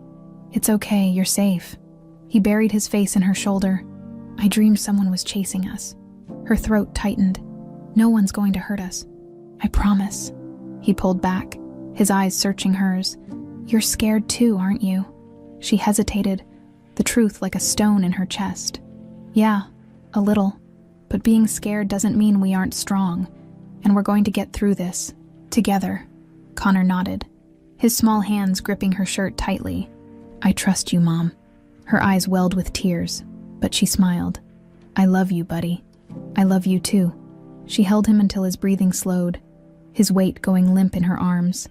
She carried him back to his bed and tucked him in, brushing a strand of hair from his forehead as she closed his door softly. She made a silent vow. No matter what it took, she would protect them. She would face the darkness head on, because her children deserved to live without fear, and if that meant confronting Tyler and the demons he'd unleashed, then so be it. The trap might be closing, but she refused to let it snap shut without a fight. The morning light was thin and pale, seeping through the curtains like a reluctant visitor. Allison's eyes burned from lack of sleep, but she couldn't afford to stop. The coffee in her hands was lukewarm, forgotten as she stared at the front door, half expecting it to burst open at any moment. Her nerves felt like frayed wires. Ready to snap, Jill entered the kitchen, her hair tousled and eyes lined with worry. She poured herself a cup of coffee and leaned against the counter, watching Allison carefully. "Did you sleep at all?" Jill asked softly. Allison shook her head. "Couldn't. Every noise feels like a threat." Jill sighed. "This isn't sustainable. You can't keep going like this, Allison. It's going to break you." Allison's jaw tightened. "I don't have a choice. If I break, what happens to Connor and Mia? You don't have to carry this alone. Ramirez is doing everything he can. Let him help." Allison stared into her coffee, her reflection rippling in the dark liquid. "It's not enough, Jill. They're getting closer. I can feel it." Before Jill could respond, there was a sharp knock at the door. Both women froze. The air seemed to solidify, trapping them in place. The knock came again, louder this time. "Allison, it's Ramirez." Relief flooded through her. Making her legs weak, she rushed to open the door. Detective Ramirez stood on the porch, his expression grim, a manila folder clutched in his hand. "Can I come in?" he asked. She stepped aside, and he entered, his eyes scanning the room before settling on her. "We need to talk." They sat at the kitchen table. Jill hovered nearby, her arms crossed, as if bracing for impact. Ramirez slid the folder toward Allison. "We traced the call you got. It was rerouted through several networks, but we managed to narrow it down to a burner phone. The location pinged near a warehouse district downtown." Allison's fingers tightened around the edge of the table. "Do you think it's Tyler?" Ramirez hesitated, his jaw working. "Maybe, or it could be someone connected to him. Either way, it's a lead." A spark of hope flared in her chest. "So we can find out who's behind this." "We're going to try," Ramirez said, "but I need you to stay put. It's too dangerous for you to get involved." Allison's hands clenched into fists. "I can't just sit here and do nothing." "You have to," he said, his voice firm. "Your job is to protect your kids. Let us handle the rest." Before she could argue, her phone buzzed on the table. Her heart leapt into her throat. The screen flashed with another blocked number. Ramirez's eyes narrowed, and he nodded for her to answer. She took a deep breath and pressed the call button. "Hello." A voice crackled through the line. Low, cold, and unmistakably male. "You didn't listen, Allison." Her blood ran cold. "Who is this?" "You had your chance to walk away," the voice continued. "Now. It's too late." The line went dead. Her hand shook as she lowered the phone. Ramirez grabbed it, his face hard with fury. "We'll trace it, don't worry." But worry was all she could do. The threat hung in the air like a noose, tightening with every passing second. "What do they want?" she whispered. Ramirez stood, his shoulders tense. "They want to scare you, and it's working." Jill stepped forward, her voice shaking with anger. "We need to get out of here. Take the kids somewhere safe." Allison shook her head. "We can't run. They'll find us no matter where we go. The only way to end this is to face it." Jill's eyes widened. "Are you serious? You want to face them?" Allison's voice was low, steady. "I don't want to. But what choice do we have if we run? We'll be looking over our shoulders forever. I can't live like that. The kids can't live like that." Ramirez nodded reluctantly. "You're right. But we do this my way. You stay here with an officer on guard. I'll check out the warehouse. If Tyler's there, we'll bring him in." Allison's stomach twisted. The idea of Tyler being so close, yet so unreachable, made her feel sick. "What if it's not Tyler? Then we deal with whoever it is," Ramirez said. "And we end this." He turned to leave, but before he reached the door, Allison called out, "Ramirez!" He paused, looking back over his shoulder. "Be careful," she said, her voice trembling. He gave her a grim smile. "Always." As the door closed behind him, the weight of the situation settled heavily on her chest. Jill put a hand on her shoulder. "You're doing the right thing." Allison nodded, but doubt gnawed at her. Every choice felt like a gamble, and the stakes were her children's lives. She closed her eyes, trying to steady the storm inside her. The clock on the wall ticked loudly in the silence. Each second stretched, the waiting almost unbearable. She thought of Connor and Maya, playing in their room, blissfully unaware of the danger closing in. Her phone buzzed again, making her jump. A text this time. "I warned you, Allison. Now you'll pay the price." Her breath caught. Her hands went cold. She rushed to the window, her eyes scanning the street. The patrol car was still there, but dread settled in her gut like a stone. A sudden crash echoed from the kids' room. "Mom!" Connor screamed. Allison's heart stopped. She bolted down the hallway, Jill close behind. The door to the kids' room was wide open, the window shattered, cold air rushing in. Connor stood frozen, his eyes wide with terror. Mia was gone. "No!" Allison's scream tore through the air, raw and desperate. She stumbled into the room, her eyes darting frantically. Shards of glass glittered on the floor, cold air whipping through the broken window. Connor stood frozen, his face pale, his eyes locked on the empty space where Mia had just been. Her baby girl was gone. "Mom." Connor's voice was small, shaking. "They took her. They took Maya." Allison dropped to her knees, grabbing Connor's shoulders, her fingers trembling. "Did you see them? Did you see who took her?" He shook his head, tears streaming down his cheeks. "There was a man. He broke the window." He grabbed her and climbed out. A wave of nausea crashed over her, her vision blurring with panic. She pulled Connor close, her heart hammering in her chest. "I'm so sorry, baby. I'm so sorry." Jill burst into the room, her eyes wild. "What happened? Oh my God. Where's Maya?" "They took her." Allison choked out, her voice barely a whisper. "They took my baby." Jill's face contorted with rage and fear. "We have to call Ramirez." Allison's hands were shaking so badly she could barely hold her phone. She hit Ramirez's number, the call connecting immediately. "Allison." His voice was tense. "They took Mia," she sobbed. "They broke into the house and took her." A sharp intake of breath. "We're on our way. Stay calm. Lock the doors and don't let anyone in. We'll find her." She hung up, the words "stay calm" echoing in her head like a cruel joke. How could she stay calm when her daughter was out there, terrified and alone? Jill grabbed her arm, her grip firm. "We'll get her back, Allison. Ramirez will find her." But what if they were too late? The thought clawed at her, a dark and unrelenting fear. She wiped her face, pulling herself together. She couldn't fall apart now. Mia needed her to be strong. Connor clung to her, his small body shaking. "Is Mia gonna be okay?" Allison kissed his forehead, her voice shaking. "Yes, baby. We're going to get her back." Her mind raced through possibilities. Tyler, the threats, the shadowy figures lurking just beyond her understanding. It all led back to him. Whoever had taken Mia was connected to Tyler's past, and the only way to save her daughter was to confront that past head-on. She couldn't wait for Ramirez. She had to act now. 15 minutes later, Allison stood outside the warehouse district Ramirez had mentioned. Jill had insisted on coming, and Connor was left with the officer stationed outside the house. The cold wind whipped through the empty streets, carrying with it the scent of rust and decay. Abandoned buildings loomed around them, their windows shattered, their walls covered in graffiti.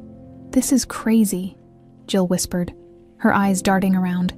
"We should be waiting for the police." "They'll be here," Allison said, her jaw tight. "But I'm not waiting. I can't." She clenched the note in her hand, the last threat she'd received. The words were burned into her mind. "You can't hide the truth forever." Whoever had sent it thought they had the upper hand. They thought fear would keep her from fighting back. They were wrong. She moved cautiously, her footsteps echoing off the cracked pavement. Every shadow felt alive, every sound amplified. Her heart pounded in her chest, adrenaline surging through her veins. She couldn't let fear paralyze her. Mia's life depended on it. Jill kept close to her side. How do we even know where to look? Allison's eyes scanned the buildings. One stood out, a crumbling structure with a chain-link fence partially torn down. The windows were dark, but something about it felt wrong. A chill ran down her spine. "That one," she whispered, pointing. Jill's face was pale. but she nodded. Let's go. They slipped through the gap in the fence, the metal rattling softly. Allison's breath came in short, sharp bursts. Her palms were sweaty, but she wiped them on her jeans, forcing herself to stay focused. As they approached the building, a faint sound reached her ears. A muffled cry. Her heart clenched. Mia. She bolted toward the sound. Jill right behind her. The door was ajar, a sliver of darkness beyond it. Allison pushed it open, her breath catching as she stepped inside. The air was cold and stale, the floor littered with debris. Mommy! Mia's terrified voice pierced the silence. Allison's eyes darted around, landing on a figure in the shadows. A man, holding Mia tightly, a hand clamped over her mouth. Her daughter's eyes were wide with terror, her small body trembling. Let her go. Allison's voice shook with fury. The man stepped forward into the dim light. His face was hard, cruel, his eyes glinting with malice. You shouldn't have come. Allison, let her go, she repeated, her voice stronger now. Take me instead. Just let her go. He laughed, the sound hollow and chilling. It's too late for bargaining. Allison's heart pounded, her mind racing. She had no weapon, no plan, but she had to do something. Suddenly a shout echoed from outside. Flashlights swept through the darkness, beams cutting through the shadows. Police, drop your weapon. The man's eyes widened in panic. He shoved Maya away and bolted for the back door. Allison lunged forward, catching Maya in her arms, clutching her daughter so tightly she could feel her heartbeat against her chest. Mia, baby, I've got you, she sobbed. Jill grabbed them both, her arms shaking. Ramirez stormed in, his gun drawn, his face fierce. Are you okay? He barked. Allison nodded, tears streaming down her face. We're okay! The sound of sirens filled the air, but all Allison could hear was the steady thud of Maya's heartbeat. For now, that was enough. Allison's hands trembled as she clutched Mia to her chest. Her daughter's small fingers dug into her shirt, her sobs muffled against Allison's shoulder. The world around them, the flashing lights, the shouting officers, the chaos, blurred into insignificance. All that mattered was the warmth of Mia's body, the steady rhythm of her heartbeat against her own. Ramirez's voice cut through the haze. We need to get you both out of here. It's not safe yet. Jill nodded, her face pale but determined. Come on, let's go. Allison followed them outside, her legs shaking with every step. The cold night air hit her like a slap, but it wasn't enough to clear the fog of fear and adrenaline clouding her mind. She stumbled toward one of the police cruisers, Ramirez holding the door open. Get in, he urged. She slid into the back seat, her arms still wrapped tightly around Maya. Jill climbed in beside her, pulling the door shut with a decisive thud. The car's interior was warm, a stark contrast to the icy dread still gnawing at her insides. Ramirez leaned in through the open window, his face etched with exhaustion. We're taking you to a safe house, he said. You'll stay there until we figure out who's behind this. Allison's jaw clenched. It's Tyler, it has to be. He's the reason all of this is happening. Ramirez nodded. Maybe, but we need proof, and until we have it, you need to stay off the grid. She swallowed hard, her throat tight. I can't keep running, Ramirez. I need to end this. We will end this, he said firmly, but you can't do it alone. She met his eyes, the weight of the past 7 years pressing down on her shoulders. I'm tired of feeling powerless. He gave her a small, grim smile. That's exactly why we're going to stop this. Trust me. She nodded, her fingers brushing Mia's hair as her daughter's breathing began to slow. The exhaustion was finally catching up with her, her body craving rest even as her mind screamed for answers. Jill wrapped an arm around her shoulders, her voice soft. We'll figure it out, Allie, one way or another. The safe house was a modest, nondescript bungalow, tucked away in a quiet neighborhood. Ramirez led them inside, the door closing with a solid finality. The living room was sparsely furnished, a couch, a coffee table, and heavy curtains drawn tightly over the windows. It was safe, but it felt like a prison. You're secure here, Ramirez said, his voice low. There's an officer stationed outside. No one gets in or out without my say-so. Allison nodded, the weight in her chest growing heavier. Thank you. I'll be in touch, he promised. Rest if you can. He left, the sound of the door locking behind him echoing in the silence. Jill turned to Allison, her face lined with worry. You should get some sleep, she said. I'll stay up and keep watch. Allison shook her head. I can't. Not until I know Mia's okay. Jill sighed. She's strong, just like her mom. She'll be okay. Allison knelt beside the couch where Mia was curled up under a blanket, her thumb tucked into her mouth. She reached out, brushing a strand of hair from her daughter's face. A wave of fierce love and protectiveness surged through her, mingling with the anger bubbling just beneath the surface. This has to end. Hours later, after Jill had finally convinced her to lie down, Allison drifted into a fitful sleep. Images swirled in her mind. Tyler's face at the gala, the shattered window, Mia's terrified eyes. A voice echoed through the chaos, low and cold. Stop digging, Allison, or you'll regret it. She jolted awake, her heart pounding. The room was dark, the only light a faint glow seeping through the curtains. She glanced at the clock. 3:27 a.m. The silence was oppressive, pressing down on her like a physical weight. She swung her legs off the couch and stood, her body heavy with exhaustion. Jill was asleep in the armchair, her head resting on her hand. Allison tiptoed to the kitchen, needing something, anything, to ground her as she poured a glass of water. Her phone buzzed on the counter, the screen lit up with a blocked number. Her breath caught in her throat. Every instinct screamed at her to ignore it, but she couldn't. With shaking fingers, she answered. Allison. The voice was distorted, but she recognized the cadence, the underlying tone. Tyler. Her voice was barely a whisper. I didn't want this, he said, his voice cracking. I never wanted you or the kids to get hurt. Then stop it, she hissed. Stop this madness before it's too late. It's out of my hands now, he said. I made mistakes, Allison. I thought I could fix them, but they're closing in on me, too. Where are you? She demanded. Tell me where you are, and we can end this together. A long silence stretched between them. She could hear his ragged breathing, the hesitation in his pause. I'm sorry, he whispered, but you need to stop looking for me. They'll never stop if you don't. Who are they? She begged. Tyler, please. But the line went dead. She stared at the phone, her body trembling. Anger and frustration burned through her, hot and bitter. He was running again, leaving her to clean up the wreckage. But she was done waiting. She turned, her eyes blazing with determination. Jill was awake now, watching her warily. What happened? Jill asked. Allison's voice was cold, hard. I'm going to find him, and this time I'm not stopping until I do. Jill's eyes widened. Allie, you can't. I have to, she said, her voice resolute. For Mia, for Connor, for all of us. The trap was closing in, but she was done playing the prey. Allison's resolve crystallized with every beat of her heart.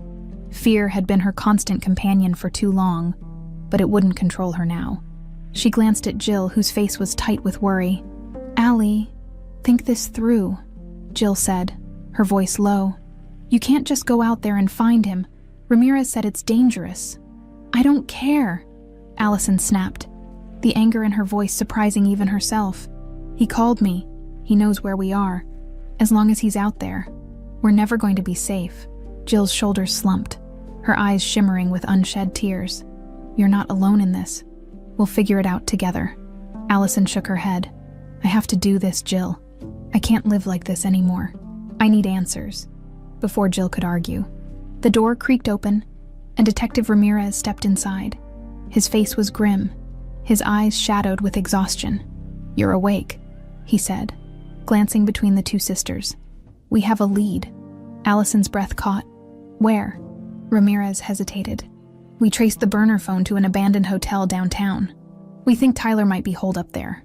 A cold shiver ran down her spine. Then that's where I'm going. Ramirez's jaw clenched.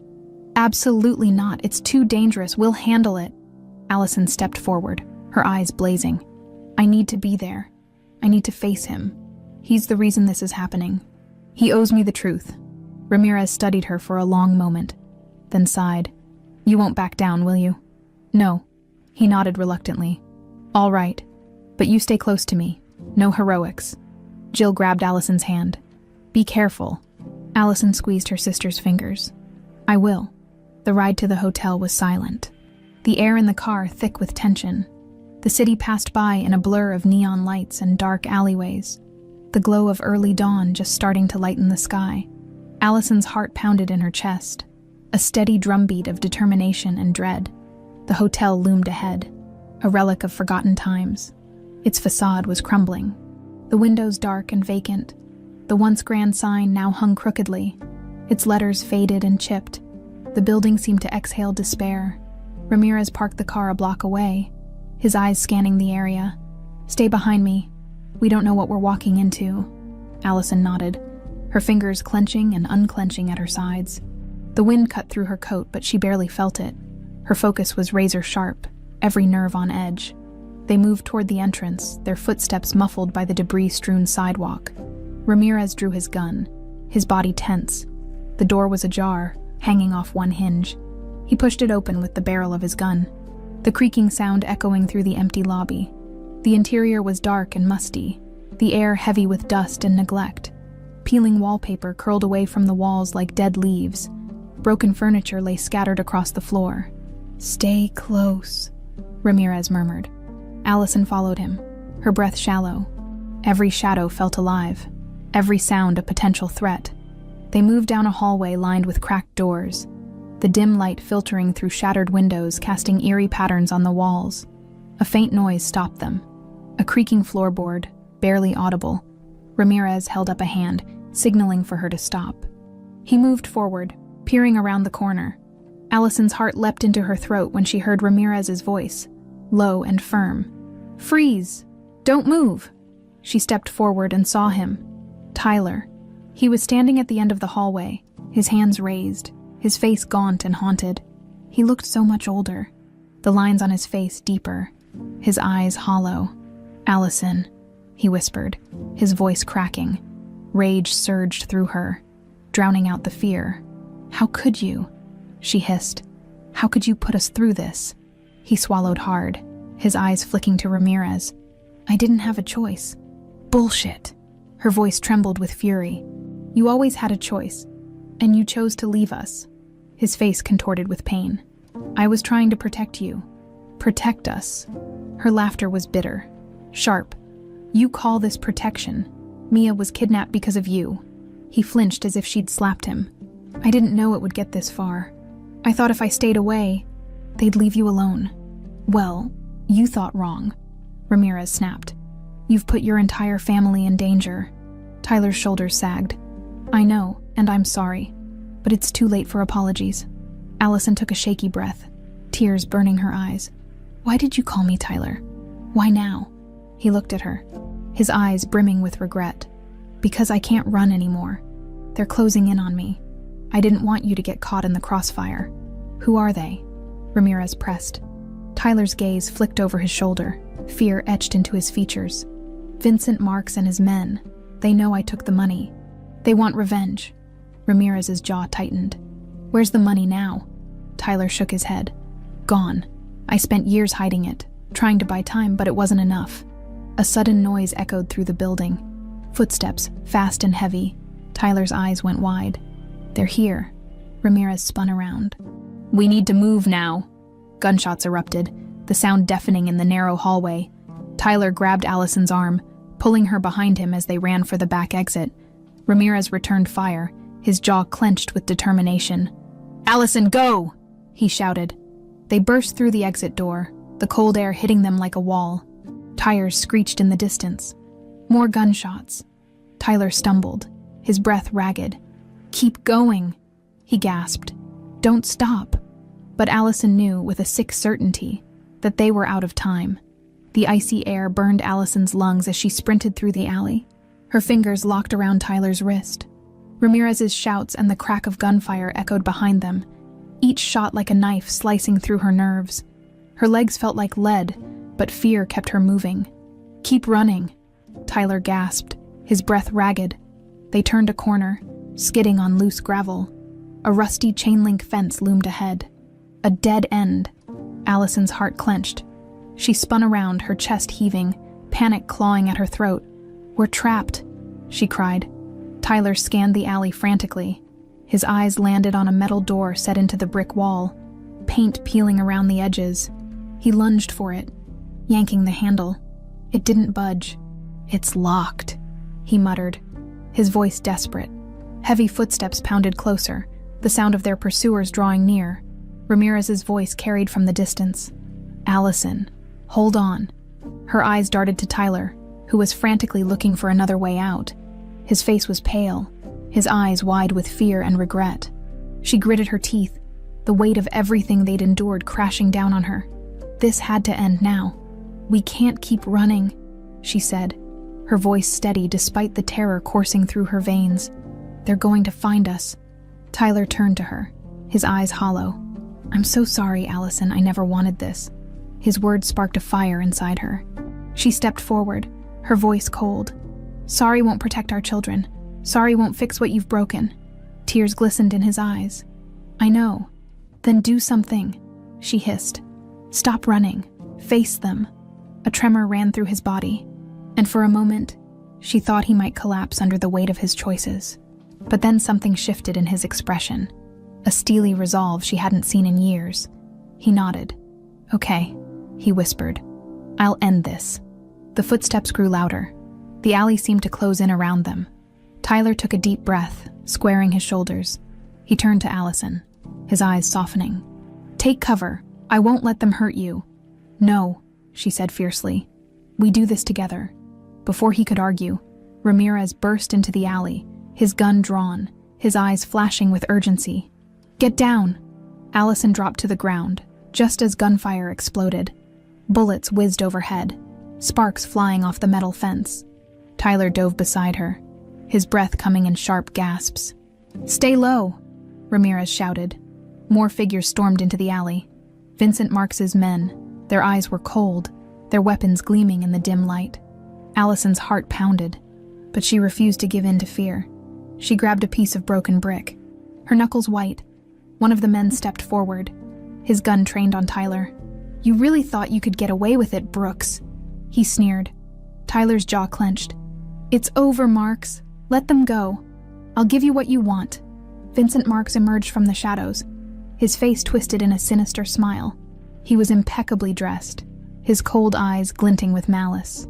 "You always were a disappointment, Tyler," he drawled. "You stole from me and now you think you can bargain, pathetic." Tyler stood slowly, his hands raised. "I'll come with you. Just leave my family out of it." Marks laughed, a cold, hollow sound. "Oh, you don't get to make demands. I want to see you suffer, and what better way than to take away everything you love?"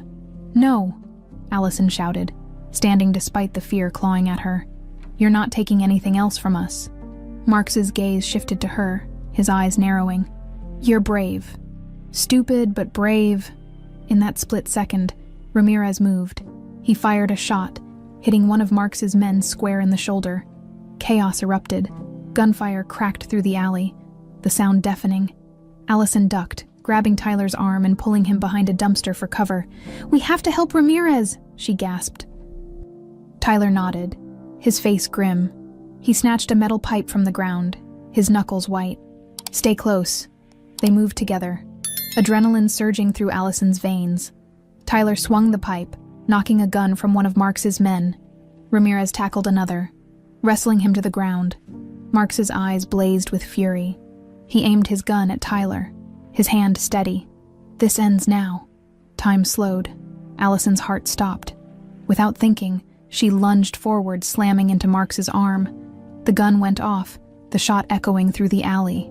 Pain seared through her side, but she didn't stop. She clawed at Marks, her vision blurring. Tyler roared, wrenching the gun from Marks's hand and tossing it away. He pinned Marks to the ground, his chest heaving. For a moment, the urge to end it all flashed in his eyes, but then he looked at Allison, saw the pain and fear in her face. "Don't," she whispered, her voice trembling. "Don't become like him." Tyler's hands shook, his breath ragged. Finally, he released Marks, his shoulders sagging. Ramirez rushed forward, slapping handcuffs on Marks and hauling him to his feet. "It's over," Ramirez said, his voice hard. Tyler turned to Allison, his eyes brimming with tears. "Are you okay?" She nodded, tears streaming down her cheeks. "We're finally free." Tyler collapsed to his knees, his face crumpling. "I'm so sorry." She looked at him, the man who had caused so much pain. Forgiveness wasn't simple, but for the first time, it felt possible. "It's time to face the consequences." Ramirez nodded. "He will," as the sirens wailed in the distance. Allison felt the weight lift from her shoulders. The nightmare was over. She was free to rebuild, to heal, and this time, she wasn't afraid.